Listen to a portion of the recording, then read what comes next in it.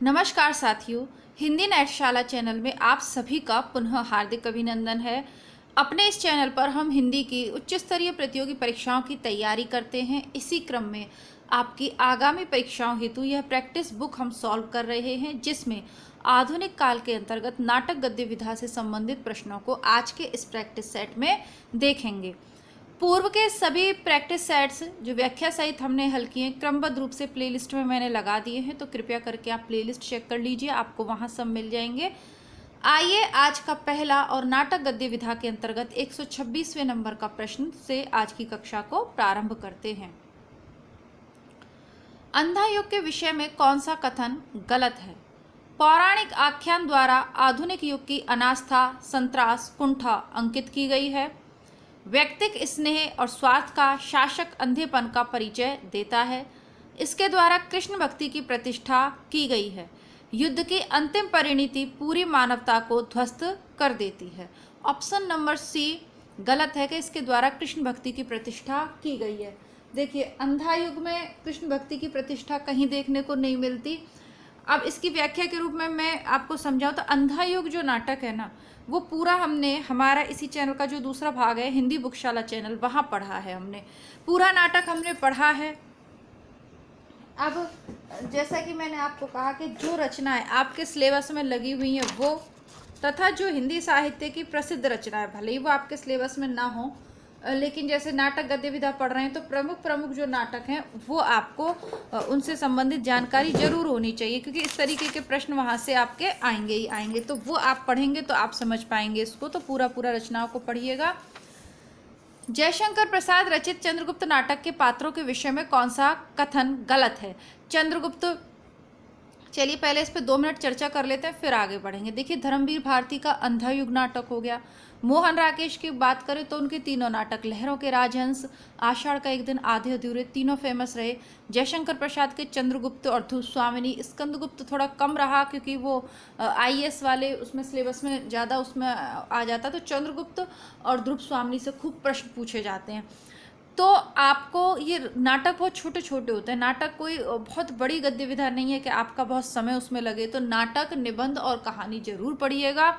निबंध वगैरह सब कुछ आपको हिंदी नेटशाला की प्लेलिस्ट में, हिंदी बुकशाला पर मैंने आपको बहुत सारे नाटक, जैसे भारतेंदु का अंधेर नगरी है, काफ़ी फेमस है। तो जो जहाँ से प्रश्न पूछे जा रहे हैं, मनु भंडारी जी का महाभोज है। इसके अलावा उपन्यासों में बात करें तो मैला आंचल है, गोदान है, आपका बंटी है, तमस है, जहाँ से सर्वाधिक प्रश्न सर्वाधिक परीक्षाओं में पूछे जाते हैं और जो एमए के सिलेबस में भी लगे हुए हैं वो सब मैं आपको करवा चुकी हूँ। तो नए विद्यार्थी कृपया करके चैनल की प्लेलिस्ट चेक करें। आरपीएससी की, चाहे आप 2nd ग्रेड दे रहे हो, 1st ग्रेड दे रहे हो, या कॉलेज लेक्चरर वाला जो आपका नया सिलेबस है, उसके अकॉर्डिंग सारी रचनाएं हम पढ़ चुके हैं। ठीक है, दोनों चैनल की प्लेलिस्ट में आप चेक करिए। नहीं मिले तो कमेंट बॉक्स में लिखिएगा। आप यूपी असिस्टेंट प्रोफेसर के लिए दे रहे हो या टीजीटी पीजीटी दे रहे हो, सब कुछ मैं आपको करवा चुकी हूँ। यदि कुछ नहीं मिलता है आपको तो कमेंट बॉक्स में मुझे लिखेंगे तो मैं उसका लिंक शेयर कर दूंगी। आगे बढ़ते हैं। तो अलका गांधार राजकुमारी है, ठीक है। कल्याणी मगध की पटरानी गलत है, क्योंकि कल्याणी मगध की राजकुमारी है, पटरानी थोड़ी ना है। कार्नेलिया भारत की सराहना करती है, बिल्कुल, क्योंकि कार्नेलिया की प्रसिद्ध पंक्ति है ना जो वो गीत गाती है, अरुण मधुमेह यह देश हमारा, जहाँ आकर अनजान क्षितिज को मिलता है एक सहारा, इस तरीके का गीत है, वो कार्नेलिया ही गाती है। ये सिकंदर का जो सचिव है, जो मंत्री है, जो सेनापति है सेल्यूकस, उसकी पुत्री है। राक्षस नंद का मंत्री है, तो राक्षस उसका नाम था, है ना, ये घनानंद का मंत्री था। और इसी की है ना विशाख दत्त की प्रसिद्ध पुस्तक है मुद्रा राक्षस, तो वो इसी के ऊपर है। ठीक है, बाकी सब कथन सही है। दूसरे नंबर का कथन इसमें गलत है। नाटक और नाटककार का एक युग्म अशुद्ध है, उसको चेक करना। करवला प्रेमचंद का है। नदी प्यासी थी धर्मवीर भारती का है। रति का कंगन सुरेंद्र वर्मा का है। अंजो दीदी विष्णु प्रभाकर का नहीं है।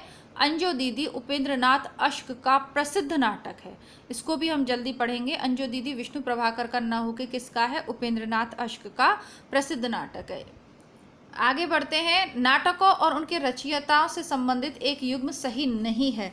पुनः देखेंगे। देखिए, अज्ञातवास द्वारिका प्रसाद मिश्र का, कामना जयशंकर प्रसाद का, वरमाला गोविंद बल्लभ पंत की और करवला उदय शंकर भट्ट का। तो ये 17 के है, जीआईसी प्रवक्ता 2017 में करबला ऊपर प्रेमचंद का यदि सही है,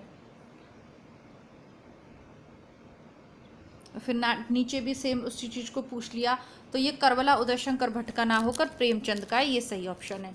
मोहन राकेश के अपूर्ण नाटक पैरों तले की जमीन को किसने पूरा किया? तो मैंने जैसा कि आपको बताया, मोहन राकेश के 3 फेमस थे, लहरों के राजहंस, आषाढ़ का एक दिन और आधे अधूरे। अब एक उनका नाटक अधूरा भी रह गया था, पैरों तले की जमीन, जिसे कमलेश्वर ने पूरा किया था। ठीक है। अब लहरों के राजहंस मोहन अश्वघोष के महाकाव्य सौंदर्यानंद पर आधारित है ना, सुरेंद्र वर्मा का। तो ये सारी चीज़ें, बाकी इनके अलग अलग व्याख्या, इसमें जो ऑप्शन है ये आगे आएंगे, इसलिए यहाँ नहीं बता रही हूँ। आगे बढ़ते हैं। किस एकांकीकार ने अति गौरव को प्रस्तुत करते हुए राष्ट्रीयता और देश प्रेम की भावना जगाने का प्रयास किया? किसने किया? तो राम कुमार वर्मा ने किया। राम कुमार वर्मा जो एकांकीकार थे ना, इन्होंने अतीत के गौरव को प्रस्तुत करते हुए राष्ट्रीयता और देश प्रेम की भावना जगाने का प्रयास किया एकांकियों के माध्यम से। देखिए, नाटकों की बात करें तो ऐतिहासिकता आपको कहाँ दिखेगी, अतीत का गौरव कहाँ दिखेगा? जयशंकर प्रसाद में। लेकिन एकांकियों की बात करें तो वो आपको राम कुमार वर्मा में देखने को मिलेगा, जैसे कि पृथ्वीराज की आंखें, रेशमिटाई, चारुमित्रा, कौमुदी महोत्सव, दीपदान आदि। तो पृथ्वीराज की आंखें, रेशमिटाई और कौमुदी महोत्सव, ये सब राम कुमार वर्मा के प्रसिद्ध एकांकी हैं जो पूछी जाती हैं। भुवनेश्वर की प्रसिद्ध एकांकी कारवां है। जगदीश चंद्र माथुर की प्रसिद्ध एकांकी मेरी बांसुरी, भोर का तारा, कलिंग विजय, खंडर, कबूतर खाना आदि। और लक्ष्मी नारायण लाल की प्रमुख एकांकी नाटक बहुरंगी, पर्वत के पीछे, ताजमहल के पीछे, दूसरा दरवाजा इत्यादि।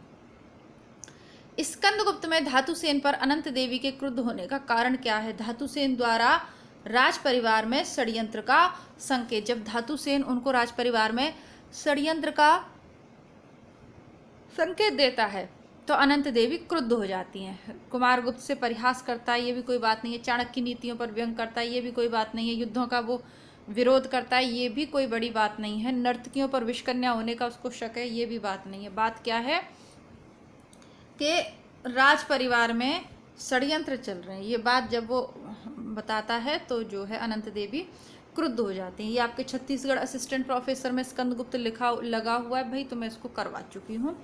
आधे अधूरे नाटक में सावित्री के व्यक्तित्व की सार्थक समीक्षा कौन करता है? जुनेजा करता है। अब इस तरीके के प्रश्नों का आपको उत्तर देने के लिए पूरी रचना पढ़नी पड़ेगी। यह मध्यम वर्गीय जीवन पर आधारित है। इस नाटक को सभी पुरुषों के किरदार को एक पात्र निभाता है। इसका प्रकाशन 1969 में हुआ। यह पूर्णता की तलाश का नाटक है। इस नाटक को मील का पत्थर भी कहा जाता है। आधे अधूरे नाटक को समकालीन जिंदगी का पहला सार्थक हिंदी नाटक माना जाता है। मोहन राकेश के अन्य प्रमुख नाटकों में आषाढ़ का एक दिन और लहरों के राजहंस काफ़ी फेमस हैं। आषाढ़ का एक दिन 58 में लिखा, लहरों के राजहंस 63 में लिखा और 69 में लिख दिया आधे अधूरे। जयशंकर प्रसाद के अनुसार स्कंदगुप्त में कल्पित पात्र कौन है? प्रपंच बुद्धि है ना, प्रपंच बुद्धि कल्पित है। खिंगल, गोविंद गुप्त, बंधु वर्मा, पृथ्वीसन, ये सभी ऐतिहासिक पात्र हैं, लेकिन प्रपंच बुद्धि को वो कल्पित पात्र मानते हैं। तो ये आपका स्कंदगुप्त है आधे अधूरे, छत्तीसगढ़ वाले में लगे हुए हैं, पर ऐसा नहीं है छत्तीसगढ़ वाले में ही लगे हुए हैं, अन्य में भी लगे हुए हैं ना, तो आप इनको देखिएगा। स्कंदगुप्त नाटक 1928 में लिखा गया। इस नाटक में कुमारगुप्त के विलासी साम्राज्य की स्थिति का चित्रण हुआ है, जहाँ आंतरिक कलह, संघर्ष और विदेशी आक्रमण के फलस्वरूप उसके भावी क्षय के लक्ष्य प्रकट होने लगे थे।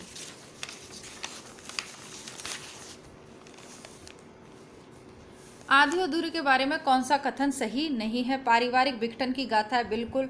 मध्यम वर्गीय जीवन की समकालीनता से युक्त है, यह भी सही है। स्त्री पुरुष के बीच लगाव और तनाव का दस्तावेज है, यह भी सही है। मानवीय संतोष के अधूरेपन का रेखांकन है, यह भी सही है। अपर्याप्त रंग निर्देशों से युक्त नाट्य कृति है, तो ये सही नहीं है, ये सही नहीं है।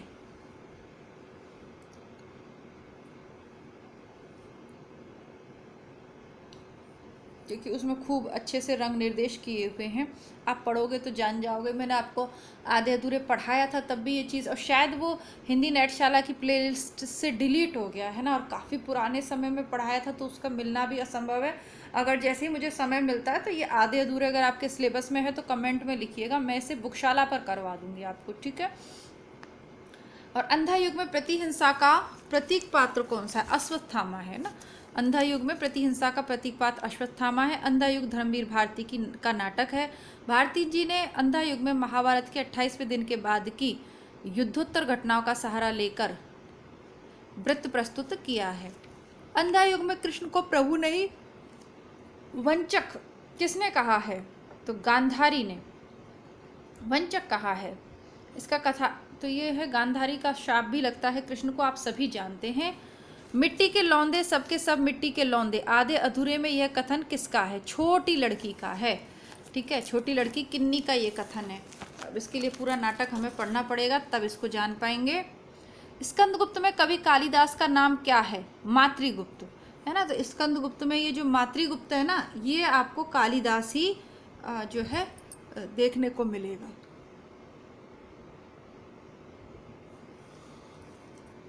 कौन सा गद्यकार भारतेंदु युग का नहीं है? तो श्रीनिवास दास हैं, जगदीश चंद्र माथुर नहीं है, प्रताप नारायण मिश्र और बालकृष्ण भट्ट ये हैं। रचनाकार और रचना की दृष्टि से कौन सा विकल्प गलत है?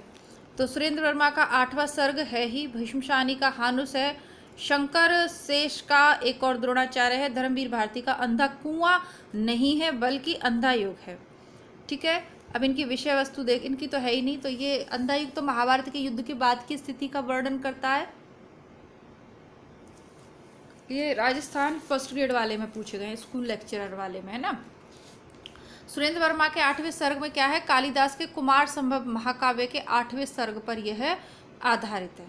हानुस चेकोस्लोवाकिया की एक लोक कथा पर आधारित है। एक और द्रोणाचार्य महाभारत कालीन द्रोणाचार्य का पौराणिक मिथकीय चित्रण है। 8वां सर्ग काफ़ी फेमस है।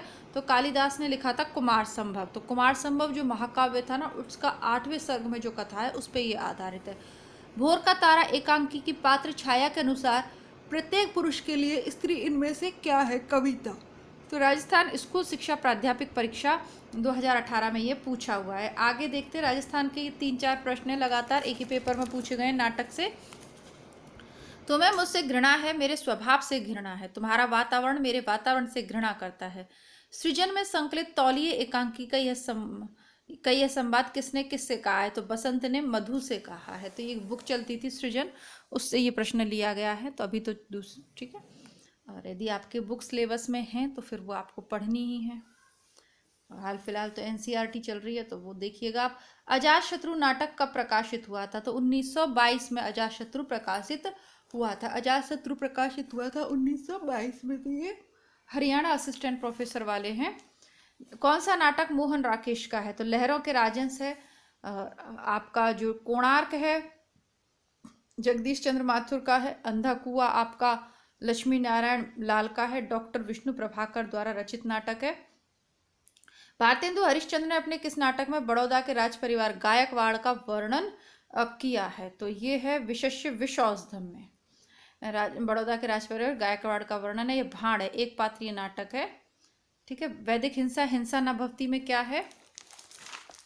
वैदिक हिंसा हिंसा न भवती ये प्रहसन है, सामाजिक धार्मिक विसंगतियों पर व्यंग है, भारत दुर्दशा लास्य रूपक है, भारतवर्ष की तत्कालीन परिस्थितियों का चित्रण और अंग्रेजी राज्य की अप्रत्यक्ष निंदा है, नील देवी गीति रूपक है, राजपूतानी आनवान और नारी व्यक्तित्व की प्रतिष्ठा है। अंधा युग नाटक की समस्या क्या है? पारिवारिक युद्ध और उसके बाद की समस्या। Option number B. कौन सा नाटक भारतेंदु का नहीं है? तो अंधेर नगरी, नहुष, विशस्य विषौषधम, वैदिकी हिंसा, हिंसा न भवती। नहुष नहीं है। नहुष इनके पिता गिरिधर दास गोपाल द्वारा 1859 में ये लिखा गया था। तो नहुष नहीं है। नहुष को कुछ लोग हिंदी का पहला नाटक भी मानते हैं। भारतेंदु द्वारा अनुदित नाटक कौन सा है? विद्या सुंदर अनुदित है, कल की उसमें देखा था हमने। कौन सा भीष्म साहनी का नाटक नहीं है? तो अंधा युग सभी जानते हैं, धर्मवीर भारती का, भीष्म साहनी का नहीं है। तो इसी के साथ आज की कक्षा को समाप्त करते हैं। 151वें प्रश्न से देखेंगे आगे। इसके अलावा उत्तरकांड का भी एक वीडियो मैं अपलोड कर दूंगी, तो आप लोग वह भी जरूर देखिएगा। पूरी प्रैक्टिस बुक मैं आपको करवा रही हूँ, तो कृपया करके इन वीडियोस को अधिक से अधिक आप अपने मित्रों तक शेयर करें। इसके अलावा नए जुड़ रहे हैं तो कौन सी परीक्षा की तैयारी के लिए जुड़ रहे हैं, उसके पुराने पेपर देखिए और मुझे कमेंट बॉक्स में लिखिएगा। मिलती हूँ पुनः आपसे हिंदी बुकशाला पर अथवा इसी चैनल पर उत्तरकांड के साथ, रामचरितमानस के साथ। तब तक के लिए नमस्कार, धन्यवाद, जय हिंद।